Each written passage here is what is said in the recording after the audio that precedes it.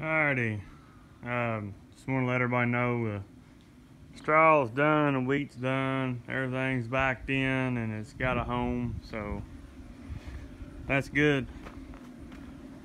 I don't know if I mentioned in these other videos, but we do have some pigs that were born. Like I said, we downsized. We ain't got much. It's just there were 40 pigs, about 40 pigs that were born.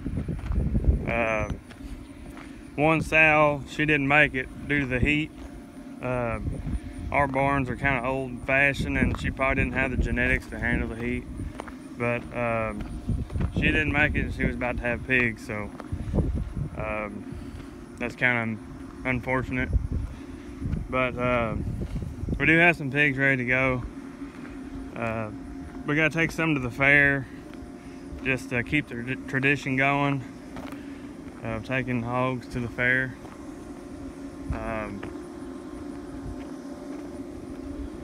I'm probably gonna get another group of calves by the end of the month.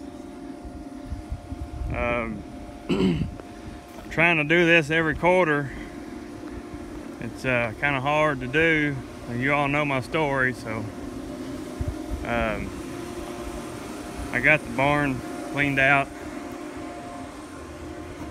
I still have to lime it yet, hydrated lime, but I wanted to get it cleaned out, let it dry, and then disinfect.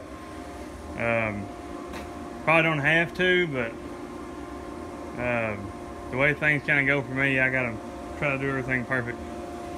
I'll have to, these are the crates and the panels and things, the air tube.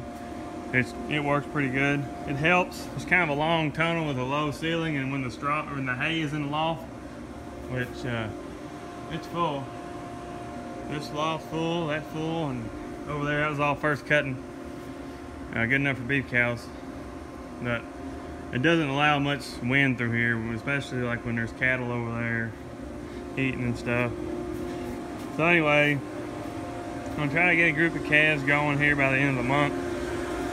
And yeah, we got the dryer running on the bin.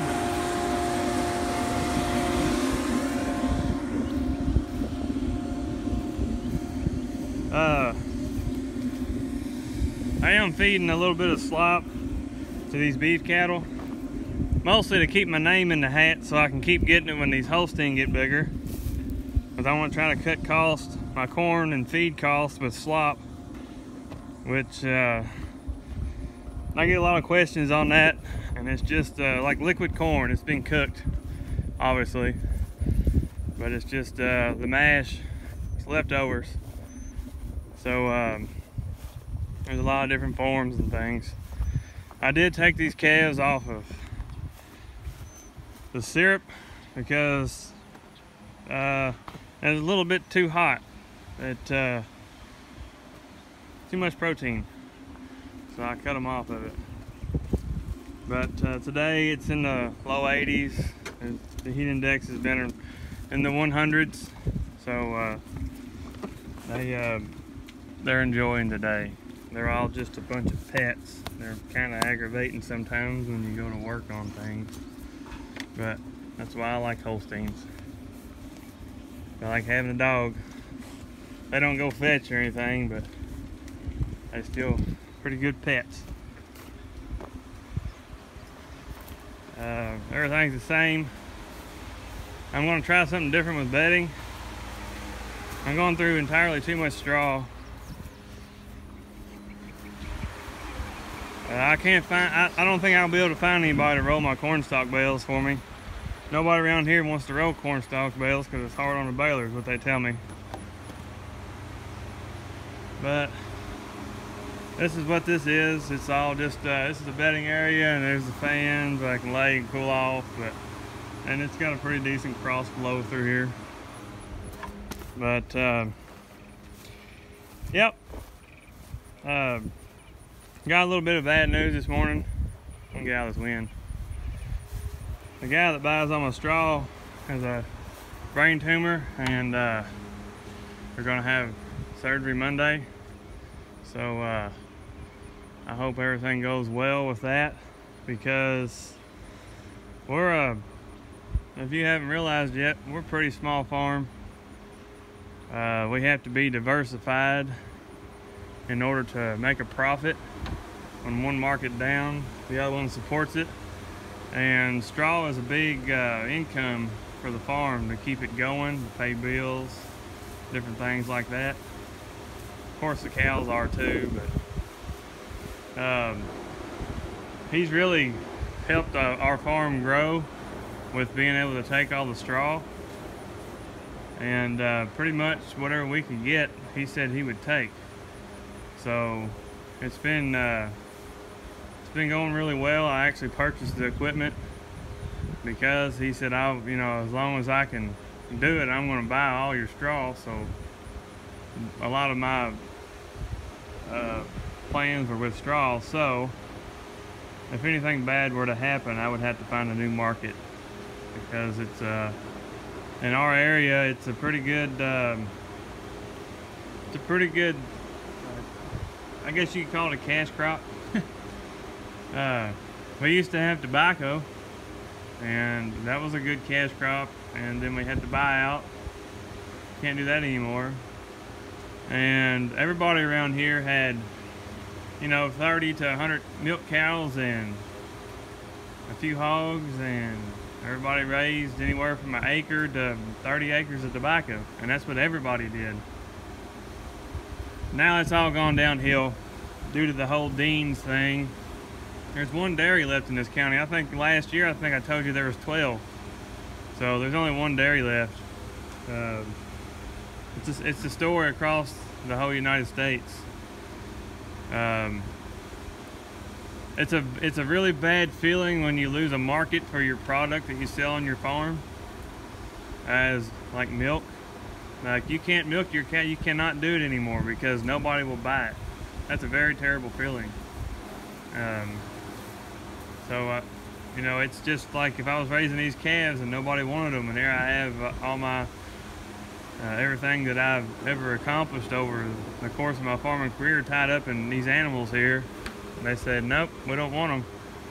And it makes you feel like a failure, but as a farmer, you always find something, a way to make it work. But I haven't done any crop updates. These are the late beans. That corn was planted the first week of May. So was my corn down the road. I only lease 8 acres. So, like I said, I don't own anything. And I have to pay, you know,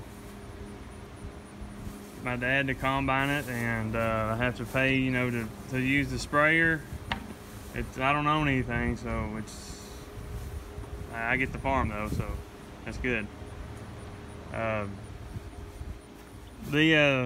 That's the whole reason of baling all this straw, which I know it does take some organic matter. We'll put some back in with these beans, but we plan on pumping the 2 hog lagoons out and the cow lagoon, which we'll be pumping the cow lagoon out more because I have these things up here and it'll add to it. So actually the cow manure that didn't get pumped out last year, so it's really thick. It actually has like weeds growing on top of the manure that's floating in it. So it's got a lot of good stuff in it, and we'll spread it over most of these fields here. And then there's the field down the road, and the other farm doesn't have a lagoon, so we'll probably haul all this stuff on one of our grain trucks over there and spread it out over there, just to give the organic matter back into the ground and the nutrients and different things. So it'll help. You know, these calves are pretty fat. This is like I said, I want to try to finish these things if I can, and it all depends on the straw market. I'm able to do the first group because the finances allow, and I want to try to do it. That's why I had my dad go in halves with me, so we could go ahead and finish them together. This is his barn. I really feel like he needs to make some kind of profit off of it too. Like, I do all the work, keep all the paperwork, and do everything, and we'll go from there. But I'm trying to find different markets to keep the farm going and you know, diversified. Of course we have crops, but I don't have very much crops. Really what I'm doing is I'm trying to grow with my little bit of corn, I'm trying to grow feed to feed these instead of just buying it. But it looks like the way the markets are going, I'd be better off to go ahead and buy corn than just grow it myself. And it's a lot of work and you know, having a job and all that stuff. But you know, it was fun. It's fun growing crops. It's really enjoyable, especially when you get the rain at the right time. It makes it really enjoyable. But yeah, I just figured I'd give a little update. The best beans we have besides the early beans are the ones we planted behind barley, and they're actually starting to get that dark green color because we got 3 inches of rain on it. It hasn't really hardly rained in about 10 days. So like, we got plenty of rain. We really don't need any, but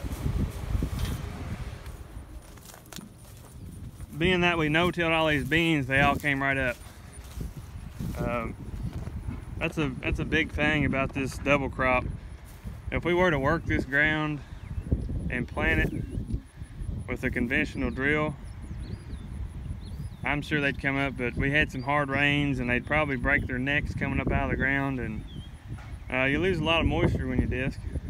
And this no-till it works pretty good. You can see some of the wheat stubble in there, but that's probably why they came up so well. So and it's not even our planter, we borrow it. Our neighbor is nearing retirement, and he farms all this over here. He's got several farms in different states. He's a very accomplished farmer, very successful farmer, and he started with nothing. So he just lets us use it. But anyway, that's about how things are going. Thanks for watching.